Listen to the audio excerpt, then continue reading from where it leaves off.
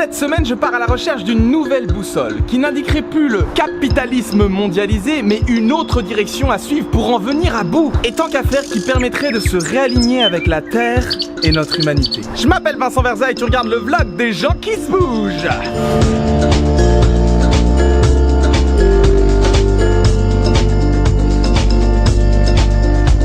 Alors, je sais pas pour toi, mais j'ai comme l'impression qu'on va dans le mur. On suit un cap qui nous mène dans une impasse. Et ce cap, c'est le PIB. S'agirait-il du puissant indice de béatitude? De la parfaite ivresse du bonheur? Du plaisir infini, bordel? Faux. Le produit intérieur brut, puisque c'est son nom, est la somme des richesses produites sur un territoire donné à un moment donné. C'est un indicateur économique qui en soi a de la valeur tant qu'on s'intéresse au bifton. Là où ça coince, c'est que dans nos sociétés capitalistes, le PIB est logiquement devenu la référence, le seul indicateur qui vaille.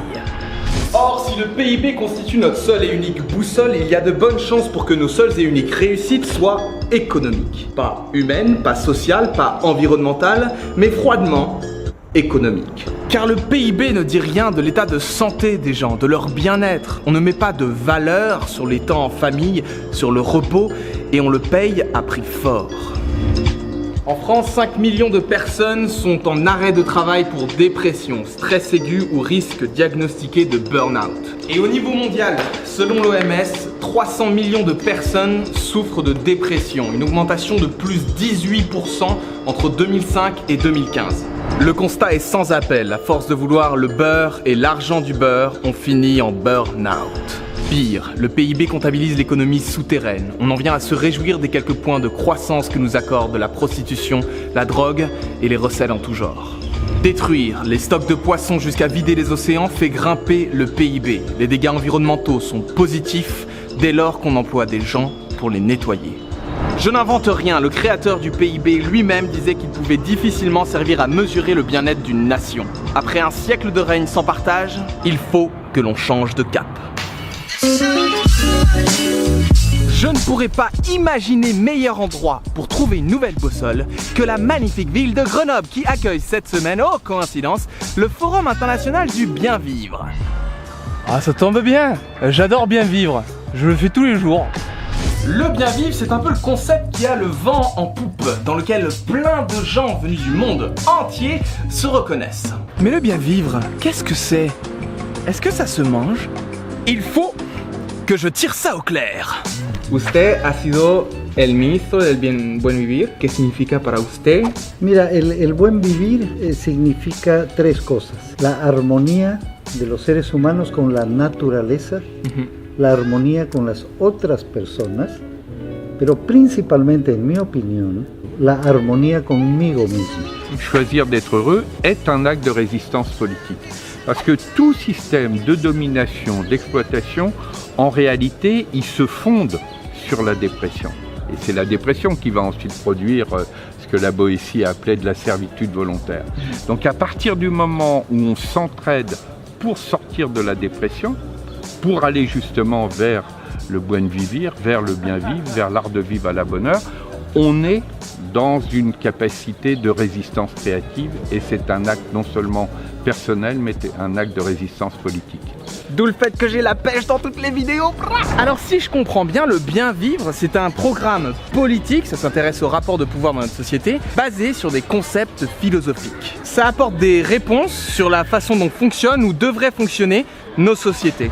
Pour que ce bien vivre ne reste pas un concept d'hippie babos bouffeur de quinoa, des gens très sérieux ont imaginé de nouveaux outils de mesure, d'autres indicateurs. Et je suis avec Florence Janicatrice qui a écrit un bouquin sur les nouveaux indicateurs de richesse. Alors qu'est-ce que sont ces nouveaux indicateurs de richesse concrètement? En règle générale, tous les nouveaux indicateurs de richesse, ils ont été construits en contrepoint des indicateurs très hégémoniques comme le PIB et la croissance économique. Génial. Mais il ne faut pas penser qu'on va trouver une sorte de saint Graal qui va remplacer terme à terme tout ce que la croissance économique et le PIB faisaient. Je suis déçu. Je t'écoute. Et donc, dans la région Nord-Pas-de-Calais, Ouais. on a élaboré un indicateur de santé sociale. Il y avait des Intéressant. régions avec un gros PIB Ouais. ou un gros revenu par habitant et avec une faible santé sociale. Ce sont des choses que l'on montre. Alors, ils servent à la fois comme diagnostic de territoire, mais ils peuvent aussi aider à l'élaboration d'autres politiques publiques, d'autres politiques sociales. Donc face à un PIB mondial, on a plutôt des indicateurs locaux ancrés dans le territoire et les gens qui... Précisément, exactement. Mais tout ça commence à me plaire. Alors, où est-ce qu'on en est en France? Bonjour, je suis Eva Sass, je suis l'auteur de la loi sur les nouveaux indicateurs de richesse. J'étais députée entre 2012 et 2017 et vice-présidente de la commission des finances. La loi elle a été adoptée en 2015.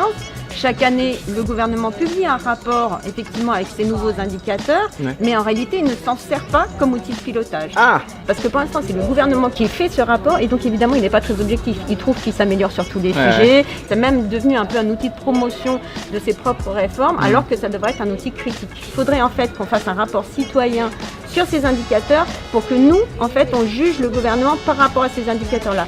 si quelqu'un est chaud pour faire un contre-rapport, n'hésitez pas. Hein. Apparemment, ça prend 1 heure, 1 heure et demie à peu près. Si au niveau national c'est galère, est-ce qu'on pourrait pas trouver le bien vivre au niveau local, près de chez soi? Et je suis avec Éric Piolle, qui est le maire de la ville de Grenoble et qui s'est dit que peut-être c'était bien d'appliquer des nouveaux indicateurs dans cette ville. Comment ça s'est passé pour toi? Ouais, comment c'est passé pour moi? D'abord, il faut qu'on prenne des indicateurs qui correspondent au sens, au Ouais. cap, à la boussole. Et nous, la boussole, c'est garantir la sécurité pour les gens, la sécurité alimentaire, sécurité de logement, sécurité d'éducation, de santé, évidemment sécurité physique. Ouais. C'est comment on chérit le vivant, c'est-à-dire chérir le vivant sur le dérèglement climatique, les pollutions, les biens communs, l'eau, l'énergie, matières premières, terres agricoles, biodiversité. Et puis comment on offre finalement la liberté à chacun de contribuer et de se construire son propre sens. Pour tout ça, il faut changer finalement de paradigme et puis arrêter d'être dopé à la croissance du PIB. Bah, c'est un truc qui m'intéresse. Là, il y a plein de gens qui sont prêts à passer à l'action et à soutenir aussi leur maire dans un changement de cap. Comment est-ce qu'ils peuvent faire ça concrètement? Comment est-ce qu'on peut Ils font permettre ça à des aujourd'hui, ils font ça Ouais. dans la ville quand on se réapproprie l'espace public. Nous, on a réduit la place de la publicité dans l'espace public. Ouais. Eux, ils investissent en faisant des projets de jardins partagés. Mais donc, il faut à un moment se dire, voilà, on peut prendre le pouvoir non pas pour être élu, mais pour avoir le pouvoir de faire quelque chose et de changer le système de l'intérieur. Cassons ce mur entre les élus et les citoyens et puis on peut coopérer pour changer le monde. Entre nos mains, voire 5 trucs pour changer ta ville d'ailleurs. Si on juge, si on pèse nos politiques sur la même balance que l'on pèse l'économie, il ne faut guère s'étonner qu'ils soient au service du marché.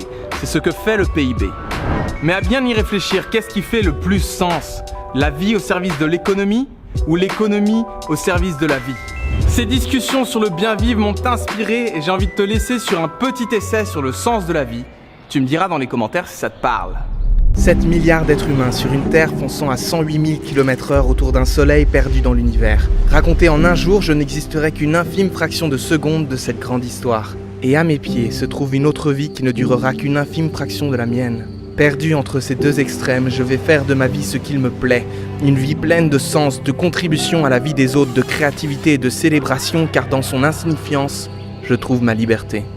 Une infime fraction de seconde finalement. C'est bien assez.